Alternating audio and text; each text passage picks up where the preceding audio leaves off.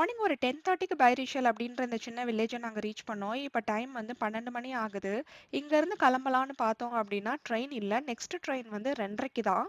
So 12:00லேருந்து 2:30 வரைக்கும் நாங்க இங்க தான் டைம் ஸ்பெண்ட் பண்ணி ஆகணும். இங்க கிராமங்கள்ல பார்த்தீங்கன்னா, ட்ரெயின் ஃபெசிலிட்டி ரொம்ப ஃப்ரீக்வென்ட்டா இருக்காது. 2:30 ட்ரெயின மிஸ் பண்ணோம் அப்படின்னா, நெக்ஸ்ட் ட்ரெயின் வந்து 5:00 தான். இதுல இருக்க இந்த மாதிரி கிராமங்களுக்கு ட்ரிப் போறோம் அப்படின்னா, இந்த ட்ரெயின் ஷெட்யூல்ஸ் எல்லாம் பார்த்துட்டு கிளம்புறது ரொம்ப நல்லது. சம்டைம்ஸ் வந்து ட்ரெயின்ஸ கேன்சல் கூட பண்ணிடுவாங்க. அந்த ஊர்லயே ஸ்டக் ஆகுற மாரி கூட இருக்கும். நடந்து கூட போ முடியாது அடுத்த ஊருக்கு.